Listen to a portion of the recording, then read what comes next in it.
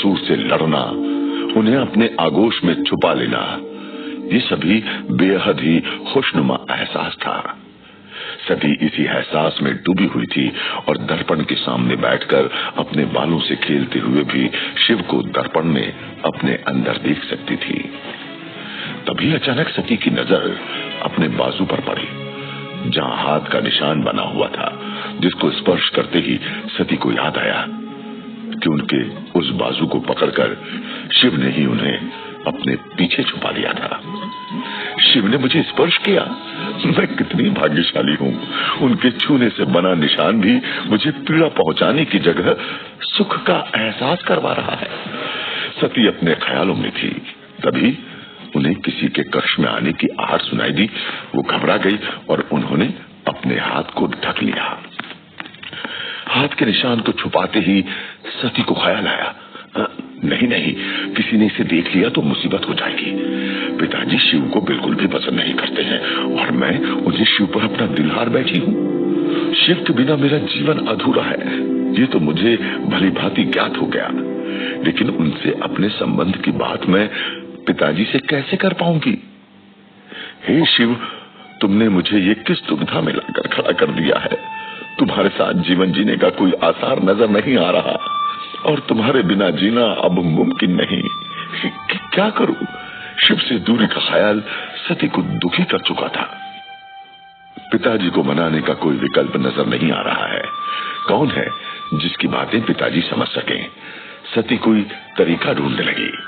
मंदिरों के घंटे बजना शुरू हो गए थे। ये संध्या आरती का समय था। प्रजापति दक्ष भी भगवान विष्णु की आरती के लिए मंदिर में पहुंचे थे। इसी दौरान घंटे की आवाज कानों में पड़ते ही सती को जैसे कोई उम्मीद की किरण नजर आई, और वो किरण थी स्वयं भगवान विष्णु। जैसे उन्होंने ही सती को कोई तरकीब सुझाई हो। आभार हरि, मुझे पिताजी को मनाने की तरकीब सूझी है, लेकिन इसमें आप ही मेरी मदद कर सकते हैं। कहते ही सती भी भगवान विष्णु के मंदिर में जा पहुंची और आरती खत्म होने का इंतजार करते हुए हाथ जोड़कर खड़ी हो गई। पिताजी सबसे ज्यादा आप पर यकीन रखते हैं। एक आप ही हैं जो शिव और मुझे एक करवा सकते हैं। हरि, मेरी मदद कीजिएगा।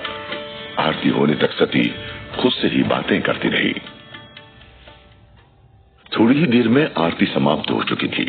दक्ष भी प्रसाद लेकर पीछे मुड़े तो उन्हें आंखें बंद किए हुए सती दिखाई दी। उन्हें देखते ही दक्ष को शिव का ख्याल आया और वो क्रोध में आ गए, लेकिन क्योंकि वो सती और शिव को दूर रखने के लिए एक छल करने जा रहे थे, इसलिए उन्होंने खुद पर संयम रखा और मुस्कुराते हुए सती से कहा, प्यारी पुत्री सती, आंखें खोलो और प्रसाद ग्रहण करो। शुक्रिया पिताजी, कहते हुए सती मुस्कुराने लगी और दक्ष आगे की तरफ प्रस्थान करने लगे। तभी पीछे से उन्हें सती ने टोक दिया, रुकिए पिताजी, मुझे कुछ बात करनी है। सती ने कहा, जिसे सुनते ही दक्ष समझ गए कि सती उनसे शिव के ही बारे में बात करने वाली है, लेकिन फिर भी उन्होंने अनजान बनते हुए कहा, हाँ कहो पुत्री, क्या बात करनी है? वो मैं भगवान विष्णु से एक इच्छा पूर्ति चाहती हूँ। इसके लिए मुझे चाहे कितनी भी कठिन तपस्या क्यों न करनी पड़े, मैं करने के लिए तैयार हूँ, लेकिन मुझे हरि की भक्ति करने का कोई उपाय सुझाएं पिताजी। आप तो उनके परम भक्त हैं, आपको तो पता होगा कि किस तरह भगवान विष्णु के दर्शन कर उनसे इच्छा पूर्ति का वरदान मांग सकते हैं। सती उत्सुकता पूर्वक अपने पिता को देखने लगी। दरअसल सती चाहती थी कि वे भगवान विष्णु को प्रसन्न कर उनसे दक्ष को समझाने की विनती करें, और दक्ष उनकी ये बात टाल नहीं सकते थे। इसलिए माता सती विष्णु को अपनी तपस्या से प्रसन्न करना चाहती थी। इधर सती की बात सुनकर न जाने क्यों प्रजापति दक्ष खुश हो उठे। उन्हें जैसे इसी पल की तलाश थी। उन्होंने सती से कहा, बस इतनी सी बात पुत्री, भगवान विष्णु तो सदैव अपने हर भक्त पर कृपा बनाए रखते ही हैं, लेकिन फिर भी अगर तुम उन्हें प्रसन्न करना चाहती हो तो इसके लिए तुम्हें 1,00,000 कमल के पत्तों पर भगवान विष्णु का नाम लिखकर उन्हें अर्पित करना होगा। इससे जिससे विष्णु स्वयं तुम्हें अपने दर्शन देने के लिए आएंगे। परंतु ये कार्य आसान नहीं होगा, इसमें कई दिन लगेंगे और तुम्हें अकेले ये कार्य करना होगा। दक्ष की बात सुनकर सती एक पल के लिए सोच में पड़ गई। 1 लाख कमल के फूल, इतने फूल तो पूरे राज्य में नहीं मिलेंगे। इसके लिए मुझे दूर के जंगलों में जाना होगा। ये तो सच में नामुमकिन जैसा कार्य है। अगले ही पल शिव का ख्याल और माता सती को जैसे हिम्मत दे गया और सोचने लगी, मैं ये सब तो अपने शिव की खातिर ही कर रही हूँ। शिव को पाने के लिए मुझे कुछ भी करना पड़े, मैं करूंगी। किस सोच में पड़ गई पुत्री, क्या तुम ये कर पाओगी? दक्ष ने फिर से सवाल किया। हाँ पिताजी, मैं सच्चे मन से 1 लाख कमल के फूलों पर हरि का नाम लिखूंगी। हरि को मुझे दर्शन देने ही होंगे। शिव को पाने की चाह में सती एक बार फिर हट कर बैठी थी। अब देखना ये होगा कि उनका ये हट उन्हें शिव के करीब लेकर जाएगा या फिर दोनों के प्रेम में फिर कोई नई मुसीबत आने वाली है। सती मंदिर से निकलकर कमल के 1 लाख फूल लेकर आने की तैयारी करने लगी, जबकि दक्ष अभी मंदिर में ही खड़े होकर मुस्कुरा रहे थे, जैसे उन्होंने किसी चीज पर विजय पाली हो। उन्हें मुस्कुराता देख ऋषि प्राण ने उनसे सवाल किया, हे राजन, क्या आप ये नहीं जानते कि सती के इतना कठोर हट करने के पीछे का कारण क्या है और वो क्यों भगवान विष्णु की भक्ति करना चाहती हैं? सती तो नादान है, अभी किशोर अवस्था में है, लेकिन राजन आपने क्यों ऐसा सुझाव उन्हें दिया और इसके लिए उन्हें अनुमति दी? मैं जानता हूँ ऋषिवर कि सती इस कठोर कृत्य से भगवान विष्णु की भक्ति क्यों करना चाहती है। दक्ष अभी भी मुस्कुरा रहे हैं। फिर भी आपने उन्हें जाने दिया? ऋषि प्राण ने सवाल किया। हाँ, क्योंकि यही एक तरीका था उस शिव के ख्याल से अपनी पुत्री को दूर रखने का। आप तो सती के हट को जानते हैं, एक बार जिस चीज को ठान ले उसे पाकर ही रहती है, वो पूरी तरह से उसमें खो जाती है। उसे 1 लाख कमल को पाना नामुमकिन है, फिर भी वो इसे पूरी श्रद्धा और मेहनत से करेगी। इस बीच उसे शिव का ख्याल ही नहीं आएगा और एक बार सती को इस काम में 21 दिन हो जाने पर वो शिव को पूरी तरह भुला चुकी होगी। यही मेरा छल, जिसमें मैं उस शिव को नीचा दिखाऊंगा और उस खून।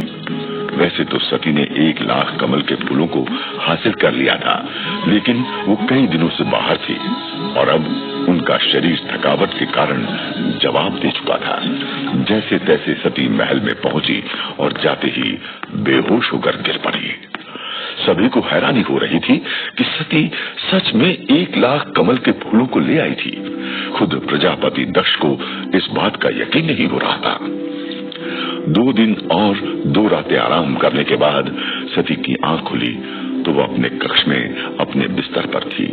उन्होंने बिना देर किए और बिना किसी की बात सुने जल्दी से कमल के फूलों पर भगवान विष्णु का नाम लिखना शुरू कर दिया था। उन्हें अब शिव से दूरी बर्दाश्त नहीं हो रही थी। वो जल्दी से भगवान विष्णु की भक्ति करके अपने पिता को मनाना चाहती थी। सती ने रात भर जागकर 1 लाख कमल के फूलों पर हरि का नाम लिख दिया था और इस तरह शिव से उनके मिलन में वो एक और कदम बढ़ा चुकी थी। उनके अलावा किसी को ये जोग नहीं समझ आ रहा था और सती की जिद के कारण कोई उनसे ज्यादा सवाल भी नहीं कर सकता था। सती थक कर सो गई। सुबह प्रजापति दक्ष को सती की भक्ति पूरी करने का पता चला तो वो सती के कक्ष में पहुंचने से पहले भगवान विष्णु के मंदिर में चले गए। हे प्रभु, ये कैसी दुविधा आन पड़ी है, अब आप ही कोई उपाय सुझाएं। मैं तो अपने जीते जी उस शिव से अपनी पुत्री का विवाह नहीं कर सकता, फिर भी वो हट किए हुए है। वो इतना कठोर कार्य करने में भी सफल रही। अब स्वयं आपको दर्शन देकर उसे समझाना होगा हरि। कहते हुए दक्ष सती के कक्ष की तरफ बढ़ने लगे। कक्ष में पहुंचते ही दक्ष ने धरती पर सती को सोता हुआ पाया। ये मंजर देखकर दक्ष का हृदय कांप उठा। उन्होंने सती को बहुत लाड से पाला था और आज सती का ये हाल हो गया था। ये सब तुम्हारे कारण हुआ है शिव, इस पाप के भागीदार तुम ही हो। दक्ष ने सती को नींद से जगाया। प्रिय पुत्री, आंखें खोलो, ये क्या हाल बना रखा है अपना। दक्ष के अंदर का पिता सामने आ गया था। पिताजी देखिए, मैंने पूरे 1,00,000 कमल के फूलों पर हरि का नाम लिख दिया है। अब तो भगवान विष्णु मुझे दर्शन देंगे ना। सती ने सवाल किया। हाँ पुत्री, भगवान विष्णु को दर्शन देने ही होंगे। तुमने इतनी मेहनत जो की है, चलो दिखाओ मुझे कैसे लिखा है तुमने हरि का नाम। दक्ष कमल के फूलों की तरफ बढ़े, लेकिन कमल का एक फूल उठाते ही उनकी आंखों में खून उतर आया और वो बाकी फूलों को देखने लगे। सभी फूलों को देखने के बाद दक्ष गुस्से से चिल्लाए, सती, ये तुमने क्या किया? इतना बड़ा अनर्थ, घोर अपमान। सती, मुझे तुमसे इस कार्य की उम्मीद नहीं थी। दक्ष गुस्से में आग बबूला हो चुके थे। लेकिन सती ने ऐसा क्या गलत कर दिया जो दक्ष इस तरह क्रोधित है? आखिर दक्ष ने उन फूलों पर ऐसा क्या देख लिया? क्या फिर से शिव और सती की प्रेम कहानी में कोई मुसीबत आने वाली है?